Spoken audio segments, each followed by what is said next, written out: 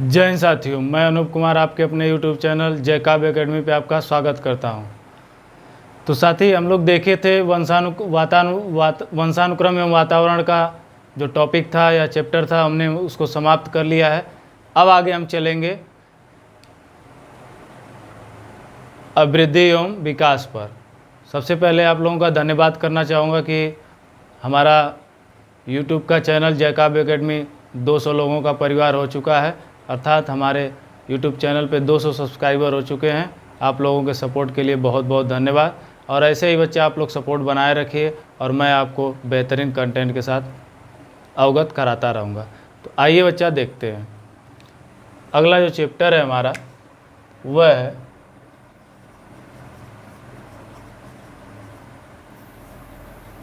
अभिवृद्धि एवं विकास, अर्थात इसको कहते हैं ग्रोथ एंड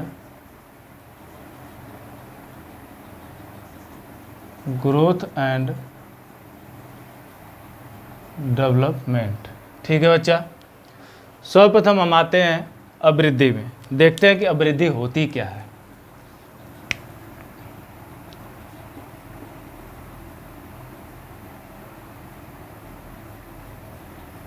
अभिवृद्धि, ठीक है बच्चा, इसी को ग्रोथ कहते हैं। मैं बार बार क्या लिखूँ, एक जगह लिख दिया मैंने। अभिवृद्धि हम उसे कह सकते हैं जो भी किसी बच्चे के अंदर शारीरिक परिवर्तन देखते हैं वह अभिवृद्धि में आता है। जैसे उसका बढ़ना, उसके बाल का बढ़ना, उसके नाखून का बढ़ना, ये सारे अभिवृद्धि के पार्ट हैं।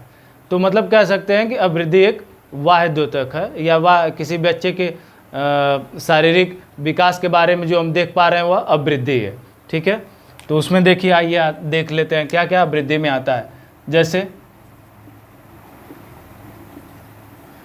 बालों का बढ़ना,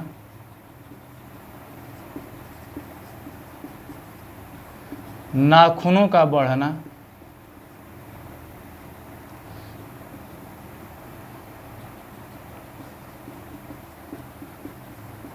दांतों का निकलना और हृदय की धड़कन। देखिए, मैंने एक पॉइंट लिखा बच्चा, हृदय की धड़कन। यह एक क्या है, इसमें अपवाद है। ठीक है, और दूसरी बात यह है कि यह आंतरिक घटक है। तो जब आंतरिक घटक में वृद्धि की बात आ जाती है तो वह विकास में आता है। इसलिए मैंने लिखा कि यह हृदय की धड़कन एक अपवाद है, लेकिन यह गिनी जाती है किसमें, अभिवृद्धि में। अब चाहे मांसपेशियों का रूप धारण किया रहता है हृदय, इसकी वजह से गिनी जाती है, क्योंकि आप हृदय को क्या करते हैं, जैसे जोक पाते हैं कि 250 ग्राम का है, ऐसे करके वेट कर पाते हैं, या 120 ग्राम का, 125 ग्राम का, जो भी है, जो भी होगा उसका वजन हम कर सकते हैं। क्लियर है? इसलिए हो सकता है कि जो अभिवृद्धि कहती है कि इसका मात्रात्मक एवं गुणात्मक अध्ययन कर सकते हैं, अध्ययन करते हैं। ठीक है बच्चा, ये नोट में है, क्या है, नोट में। ठीक है, तो मतलब हम अभिवृद्धि का क्या करते हैं, गुणात्मक और परिमाणात्मक अध्ययन कर सकते हैं। ठीक है बच्चा, क्लियर है? इतना क्लियर है बच्चा, बताइए। ठीक है, अब बात आती है कि अभिवृद्धि और विकास में अंतर क्या होता है। तो मैंने बता ही दिया कि जो अभिवृद्धि होती है वो बालों का बढ़ना, नाखूनों का बढ़ना, दांतों का निकलना और हृदय की धड़कन। एक चीज़ और देखिए, इसमें जो अभिवृद्धि होती है यह बालक के केवल शारीरिक पक्ष में होती है, शारीरिक पक्ष में होती है। इसमें नोट में दूसरा, ये पहला पॉइंट होगा। दूसरा पॉइंट और कर सकते हैं। दूसरा पॉइंट क्या कर सकते हैं बच्चा, इसको यह कर सकते हैं कि जो अभिवृद्धि है, अभिवृद्धि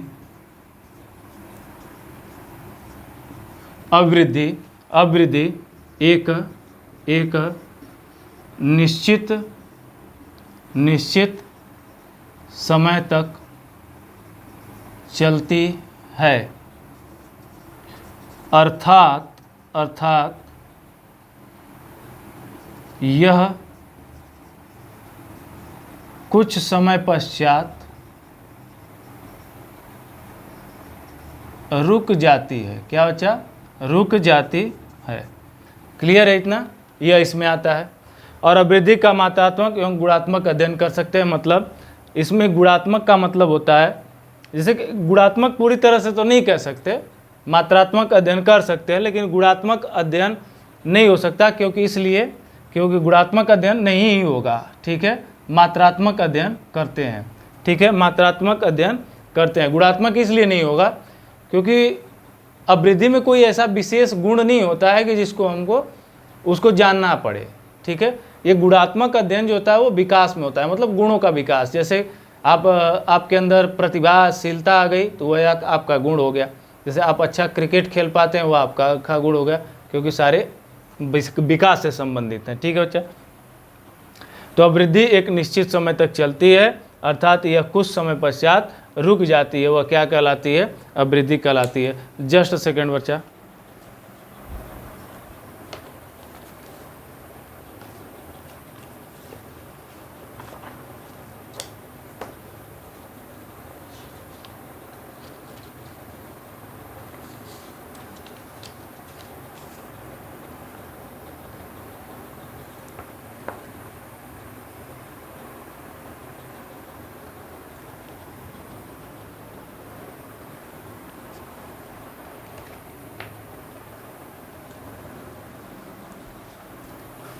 वन सेकंड बच्चा, थोड़ा सा पानी पी लें, पानी नहीं था।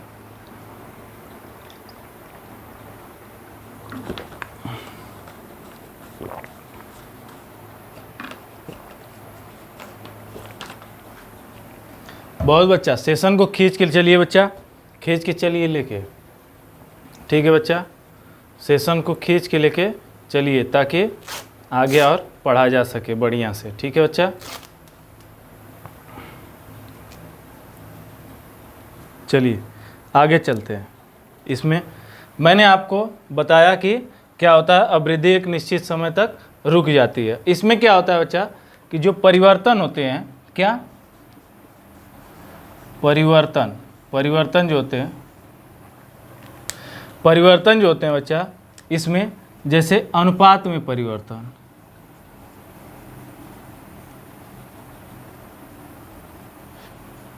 क्या बच्चा? अनुपात में परिवर्तन। ठीक है, अनुपात में परिवर्तन। फिर उसके बाद आकार में परिवर्तन। किसमें? आकार में परिवर्तन। फिर उसके बाद बच्चा पुराने चिन्हों का लोप हो जाना। किसका? पुराने चिन्हों का लोप। और फिर नए चिन्हों का आना, या नए लक्षणों का आना। ठीक है बच्चा? नए लक्षणों का आना, ये होता है क्या बोलते हैं? अवृद्धि में। ठीक है, जैसे अब आकार में परिवर्तन, जैसे कि अगर किसी बालकों को ले लेंगे, अगर मान लीजिए ये बालक है, ठीक है, अभी ये 5 वर्ष का है। ठीक है बच्चा? अब ये बालक है, यही बालक क्या हुआ, यह 10 वर्ष का हो गया, तो अब देख पा रहे हैं इसके दोनों के आकार में परिवर्तन है कि नहीं? यह छोटा, यह बड़ा है, मतलब इसकी लंबाई में परिवर्तन है। तो यही आकार में परिवर्तन। अनुपात में कि मतलब जो भी इसके आँख, कान, नाक, हाथ जो भी बढ़ेंगे एक अनुपात में बढ़ेंगे, मतलब जो उसका रेशियो होगा वह इसका रेशियो नहीं होगा। ठीक है, वह उसके अपेक्षा इसका क्या होगा? ज़्यादा होगा। ठीक है बच्चा? ठीक है, जो इसका होगा बड़े वाले का ज़्यादा होगा, इसका कम होगा। तो अनुपात में भी परिवर्तन देखने को मिलता है। पुराने चिन्हों का लोप हो जाना, जैसे समझिए कि मान लीजिए कोई एक बच्चे में आदत है, जैसे कि आप क बनाना इसको सिखा रहे हैं, क्या? क बनाना। ठीक है, हमने ऐसे बता दिया उसको कि एक पाई खींच, गोला ले और इधर नीचे की तरफ लेके आ और एक माथा भर दे, तो ये हो गया क। लेकिन वह इसी क को कैसे बनाएगा? पहले लाइन खींचेगा तो सीधी नहीं, ऐसे खींचेगा, ऐसे खींच देगा, इधर खींच देगा, ऐसे ऐसे ऐसे ऐसे करने लगेगा। ये होता है सीखने का तरीका। तो अब जैसे जैसे बालक बढ़ता जाता है वैसे वैसे उस आकार में परिवर्तन आने लगता है, या कह सकते हैं आकार में परिवर्तन के साथ क्या होता है, पुराने चिन्हों का लोप हो जाता है और नए चिन्हों का उदय हो जाता है। जैसे जब सीख जाता है तब वो लाइन थोड़ी सी टेढ़ी भले रहेगी लेकिन सीधी रहेगी, मतलब ऐसी रहेगी, ठीक है। तो धीरे धीरे फिर वो गोल बनाना, फिर उसके बाद ऐसे, फिर उसके बाद माथा वाथा भरना सीख जाता है।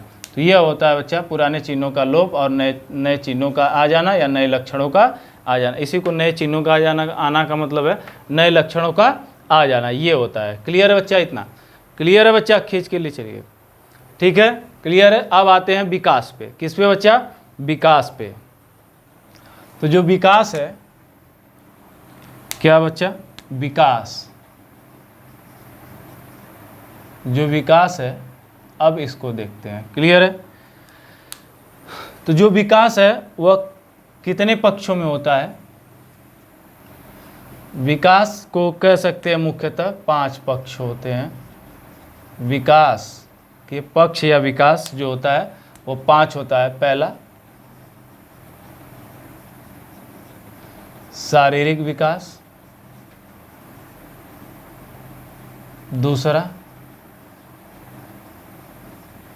मानसिक विकास, तीसरा सामाजिक विकास, सामाजिक विकास, और चौथा है संज्ञानात्मक विकास, और पांचवा है नैतिक विकास। क्लियर है बच्चा? इतना चीज़ें क्लियर है कि विकास के कितने पक्ष होते हैं? तो 4 पक्ष होते हैं। कहीं कहीं आपको अलग से भावात्मक विकास मिल सकता है, संवेगात्मक विकास मिल सकता है, लेकिन मुख्य रूप से क्योंकि संज्ञानात्मक में जो होता है, देख लीजिए मैं समझा देता हूँ ताकि आपको अलग से मिले तो ये नहीं घबरा जाए कि अरे हमने तो यही पढ़ा, ये कैसे इसमें आ गया। देखिए मैं बता देता हूँ, जो इसमें 2 आते हैं, एक भावात्मक विकास, भावात्मक विकास, और दूसरा संवेगात्मक विकास।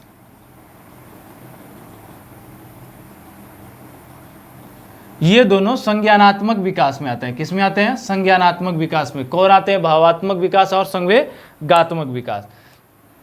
अब देखिए संज्ञान का संबंध मतलब मस्तिष्क से है, ठीक है।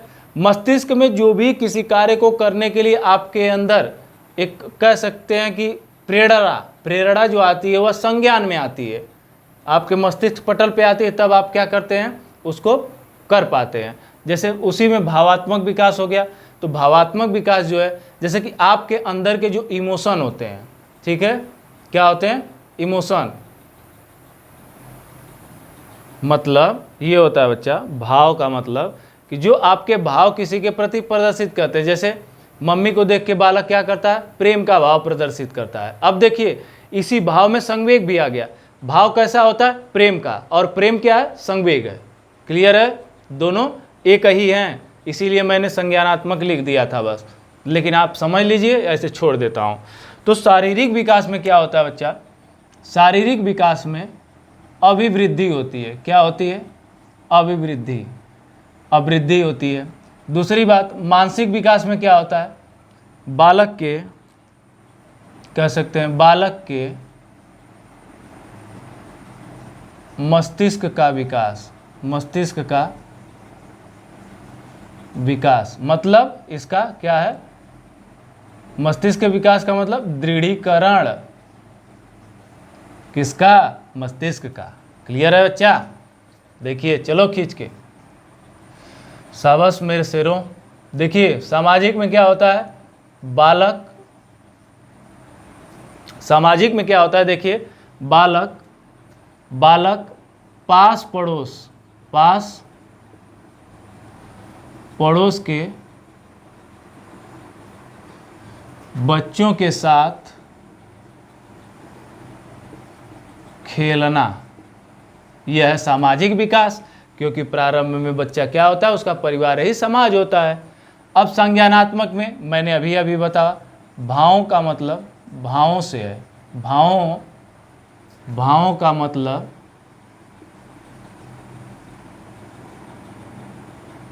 व्यक्ति के अंदर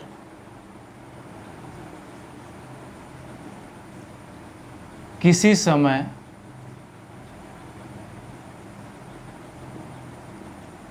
आने वाले संवेग हैं। भावों का मतलब व्यक्ति के अंदर किसी समय आने वाले संवेग हैं। संवेगात्मक विकास का मतलब होता है जैसे संवेग का विकास हो जाता है, जैसे क्रोध हुआ, भय हुआ, प्रेम हुआ, घृणा हुआ, ठीक है। ऐसे करके 14 संवेग हैं, 14 तो लिख नहीं सकते। और नैतिक विकास में क्या आता है? नैतिक विकास में क्या होता है? बालक ध्यान दीजिए, बालक अपने परिवार से सांस्कृतिक ज्ञान सीखता है, या कह सकते हैं सही या गलत में अंतर कर पाता है। वह क्या कहलाता है बच्चा? वह क्या कहलाता है? खींच के लीजिए लाल, खींच के लीजिए सेशन को बच्चे, इसको शेयर करिए, सब्सक्राइब करिए चैनल को, ठीक है।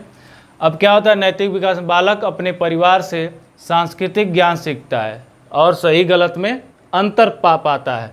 जैसे अभी अभिवृद्धि की बात हो रही थी ना, तो देखिए अभिवृद्धि में क्या होता है? विकास होता है, ठीक है। सिर्फ शारीरिक विकास दर्शाता है, लेकिन बाकी मानसिक, सामाजिक, संज्ञानात्मक और नैतिक पक्ष अभिवृद्धि में नहीं होते। जैसे मैं एक ग्राफ बनाता हूँ, इसको देखने का प्रयास करिएगा, ठीक है बच्चा। ये मैंने खींचा लाइन, ठीक, यह लाइन है और यह दर्शाती है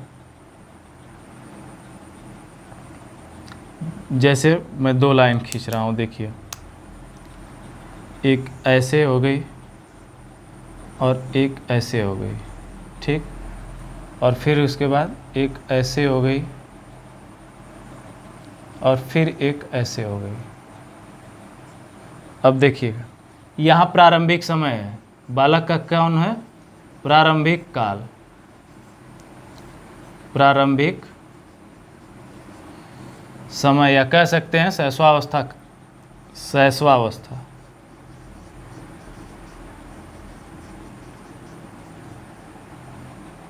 और ये क्या है? किशोरावस्था।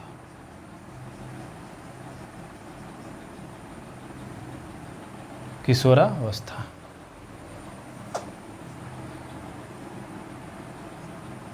ठीक है बच्चा। देखो बच्चा, अब जो है यहाँ पे प्रारंभिक में शैशवावस्था में क्या होता है? अभिवृद्धि ज़्यादा होती है,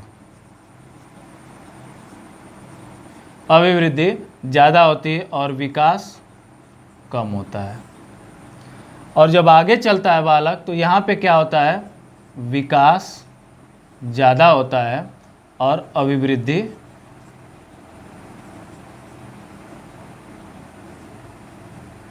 ऐसे मैं बना दे रहा हूँ एरो, ताकि आप समझ पाएँ कि घट रही है और यह बढ़ रहा है। यहाँ पे यह घट रहा है और अभिवृद्धि यहाँ पे बढ़ रही है। क्लियर है बच्चा? ठीक है, यह है अभिवृद्धि एवं विकास का ग्राफ। तो इसका परिणाम क्या मिलता है बच्चा? परिणाम का मिलता है कि जो व्यक्ति का जो सर्वांगीण विकास है वह वंशानुक्रम एवं वातावरण पर आधारित होता है। मतलब कह सकते हैं इसमें जब विकास को परिभाषित करेंगे तो किसी भी बालक का विकास जो होता है वंशानुक्रम एवं वातावरण पे आधारित होता है, क्योंकि बालक का जो विकास होता है वो वातावरण में भी होता है। वंशानुक्रम के कुछ ही पक्ष उसको क्या करते हैं? विकास के रूप में प्रभावित कर पाते हैं, लेकिन उसके जो ज़्यादा से ज़्यादा जो पक्ष हैं वह क्या करते हैं? विकास को प्रभावित करते हैं। जैसे अगर बालक विद्यालय में जाता है पढ़ने, तो अगर विद्यालय का परिवेश उसके अनुकूल नहीं मिल रहा है तो वहाँ उसको सीखने में कठिनाई होगी, मतलब उसके मानसिक विकास में कठिनाई होगी। अगर वहीं बालक को उस वातावरण में अच्छा माहौल मिल रहा है विद्यालय में, तो वह क्या करेगा? चीज़ों को जल्दी सीखेगा। यह होता है विकास और यह होता है अभिवृद्धि। दोनों में अंतर दिखा बच्चा, स्पष्ट अंतर दिखा, क्लियर है। स्क्रीनशॉट लेना चाहें तो ले सकते हैं, स्क्रीनशॉट लेना चाहें तो बच्चा ले सकते हैं। चलिए आगे आते हैं, आगे चले, आगे चले बालक, चलिए आगे चलते हैं। अरे सॉरी, टॉपिक को मैंने तो मिटा दिया, लेकिन समझ लीजिएगा कि अभिवृद्धि एवं विकास ही चल रहा है, ठीक है। मैं आगे चलता हूँ।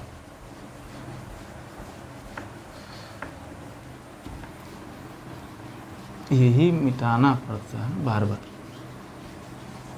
चलिए बच्चा, अब पढ़ेंगे क्या, विकास के सिद्धांत या विकास के नियम। क्लियर है, क्लियर है बालक।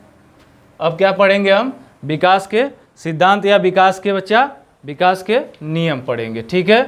तो विकास के नियम में आ जाइए, जानते हैं।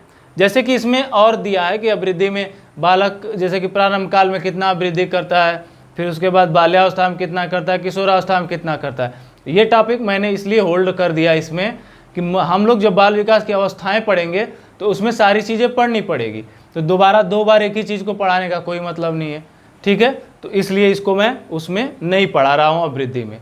क्लियर है, मतलब एज वाइज, मतलब अवस्थाओं के क्रम में मैं नहीं बता रहा कि अभिवृद्धि क्या होती, क्योंकि वहाँ पे हमको पढ़ना है। क्लियर बच्चा। अब देखिए हेडिंग क्या है, हेडिंग है यहाँ पे, टॉपिक था क्या, अभिवृद्धि एवं विकास। क्लियर है, ठीक है बच्चा। देख लीजिए, पहले मैंने डाला था हेडिंग, पहला इसमें नियम क्या है, पहला निरंतरता का नियम। आज 2 ही नियम देखेंगे, क्योंकि ज़्यादा देखेंगे तो हो सकता है कि एक ही देखना पड़े, इसी में टाइम ख़त्म हो जाए, आप ना समझ पाए। जैसे मान लीजिए एक यहाँ पे, फिर यहाँ, फिर यहाँ, फिर यहाँ और फिर ऐसे, ठीक है। मान लेते हैं यहाँ पे जन्म का समय है, इसका कौन सा समय है बच्चा, जन्म का है, यहाँ पे 5 वर्ष है, और यहाँ पे मान लीजिए कि 8 वर्ष है, यहाँ पे 12 और यहाँ पे 18। क्लियर है, तो देख लीजिए 18 वर्ष, यहाँ पे 18 वर्ष, ठीक है, और 12 वर्ष। अब देखिए निरंतरता का सिद्धांत क्या कहता है कि बालक में प्रत्येक क्षण, प्रत्येक सेकेंड, प्रत्येक नैनो सेकेंड कुछ न कुछ क्या होता है, वृद्धि या विकास होता रहता है। तो वही क्षण बता रहा हूं मैं। देखिए जैसे मान लीजिए निरंतरता का सिद्धांत क्या कहता है, जन्म के समय ये था 1 महीने में इतना, 1 महीने 2 महीने में इतना, 4 महीने, 8 महीने, 10 महीने या 4 साल, यहाँ पे 5 वर्ष आ गया, फिर उसके बाद 6, 7, फिर 8 वर्ष आ गया, फिर ऐसे ही 9, 11, 12 आ गया। मैं क्रम से नहीं लिखूंगा ना, 17 आ गया और यहाँ 18 आ गया, ठीक है। तो मतलब जो भी ये पॉइंट हैं, ध्यान दीजिए, जो भी ये पॉइंट हैं, ये पॉइंट जो भी बने हैं, इसमें भी क्या होगा, बच्चे का विकास हो रहा होगा, कुछ न कुछ विकास हो रहा होगा।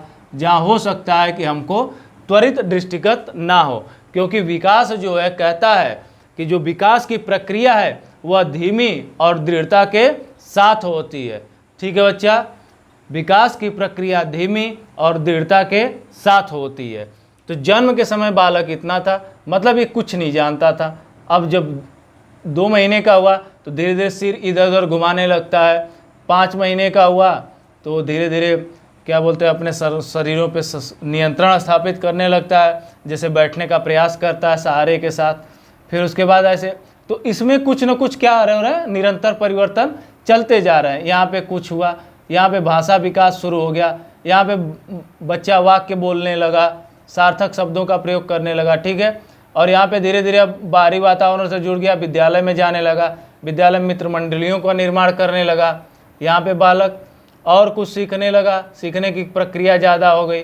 फिर यहाँ पे वैसे ही और सीखने में परिपक्वता और मानसिक परिपक्वता, फिर मानसिक परिपक्वता बढ़ती गई और यहाँ पे पूरा मस्तिष्क का संपूर्ण विकास हो गया।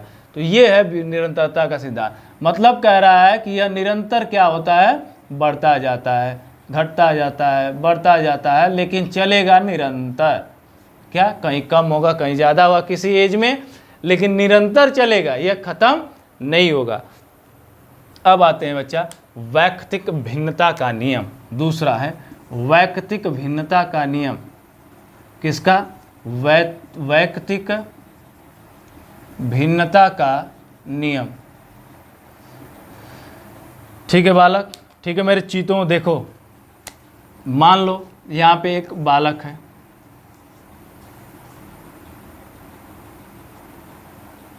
यहाँ पे एक बालक है,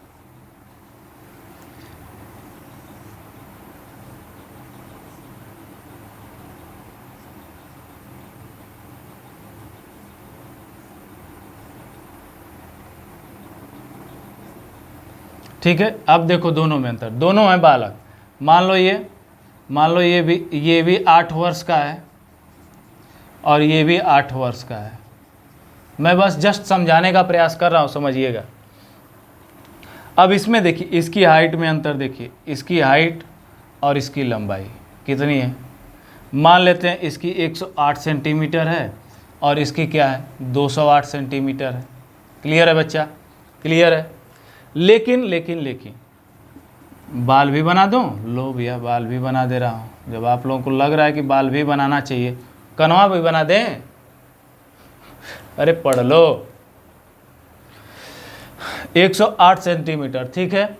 अब देखिए क्या होता है कि जो 8 वर्ष का बालक है और 8 वर्ष का जो ये बालक है और ये बालक है, दोनों की लंबाई में क्या है, अंतर है, मतलब भिन्नता है। अभी नहीं समझ में आ गया कि हाँ अरे सर हो गया सर, समझ गया वैयक्तिक भिन्नता क्या होती है ना। अभी तो मैंने सिर्फ लंबाइयों में अंतर बताया ना, ये भिन्नता बताई। जैसे अब बात होती है विद्यालय की, जैसे कि मैं एक परिवेश का निर्माण कर रहा हूँ जिससे आप सीख पाएँ, कि बेहतर तरीके से सीख पाएँ। जैसे कि मान लीजिए ये विद्यालय है, क्या है बच्चा, विद्यालय। दोनों विद्यालय जाते हैं, ध्यान दीजिए। जब टीचर दोनों को सिखाता है तो यह क्या करता है, तेजी से गति से, तीव्र गति से सीखता है। क्या करता है, यह तीव्र गति से सीखता है। और यह क्या करता है, धीमी गति से सीखता है। कैसे बच्चा, धीमी गति से सीखता है। देखिए भिन्नता आई कि नहीं, भिन्नता आई। अब यहीं पे समानता आ जाती ना, जैसे कि बात अगर कर देते कि ये छोटा है और ये बड़ा है, ये धीमी गति से सीख रहा है और ये तेज गति से सीख रहा है, मतलब क्या हुआ, मतलब इसका मतलब ये हो जाएगा कि बड़ा है तो सही से सीखेगा और जब छोटा है तो कम सीखेगा। नहीं, ऐसा नहीं हो सकता। जरूरी नहीं है कि ये सिर्फ लंबाई में ना छोटा है बच्चा, लेकिन इसका भी तो मानसिक विकास 8 वर्ष के जितना ही हुआ है। हो सकता है कि इसका थोड़ा मस्तिष्क कमजोर हो या इसको सृजनशीलता नहीं है, तो थोड़ा चीज़ों को धीरे सीखता है, और इसमें सृजनशीलता ज़्यादा पाई जाती है तो चीज़ों को ज़्यादा तेज़ी से सीखता है। ये होता है वैयक्तिक भिन्नता का नियम। इसका नियम यह कहता है, अगर लिखना चाहें तो, कि संसार का कोई भी जीव जंतु, प्राणी, पेड़ पौधे में ना ही विकास समान होता है ना ही वृद्धि समान होती है। यह कहता है वैयक्तिक भिन्नता का नियम। संसार के किसी भी जीव जंतु, प्राणी, पौधे में वृद्धि न समान होती है और न ही विकास समान होता है, मतलब दोनों समान नहीं होते, किसी में कम, किसी में ज़्यादा, किसी में कम, किसी में ज़्यादा, किसी एक समूह की बात करें तो। ठीक है बच्चा, ये क्लियर है? क्लियर है? इतना क्लियर है? बोलो साथी, क्लियर है इतना? देख लीजिए, देखिए स्क्रीनशॉट ले लीजिए अगर लिख लेना है तो। समझ पा रहे हैं क्या मैं कहना चाहता हूँ? ठीक है बच्चा, तब आगे आते हैं। इतना देख लिया आप तो, यहाँ पे आगे आते हैं। अब क्या है, तीसरा नियम, परिमार्जिता का नियम। परिमार्जिता का नियम, या इसी को कहते हैं परिवर्तन का नियम। मतलब क्या है? मतलब यह है बच्चा कि जब जैसे कि उचित प्रयासों के द्वारा बुद्धि तथा विकास की गति को, देखिए उचित प्रयासों के द्वारा बुद्धि तथा विकास की गति जब प्रभावित होती है, ध्यान दीजिए, जब किसी बालक के लिए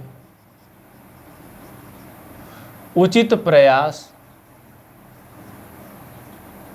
एवं उचित प्रयास के द्वारा भी कोई बालक सीखने में असमर्थ, क्या बच्चा, असमर्थ होता है तो उसे पुनः सिखाने का प्रयास किया जाता है, जिससे उसके अंदर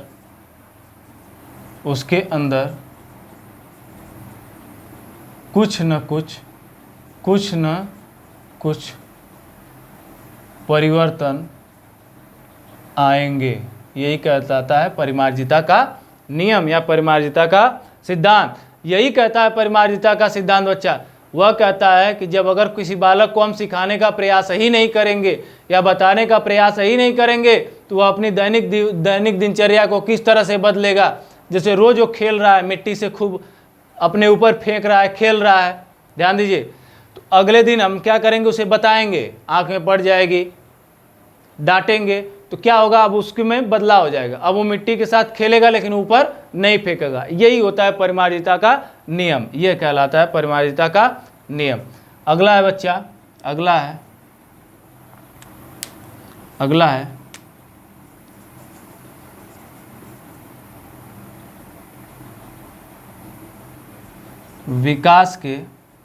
विकास के दिशा का सिद्धांत।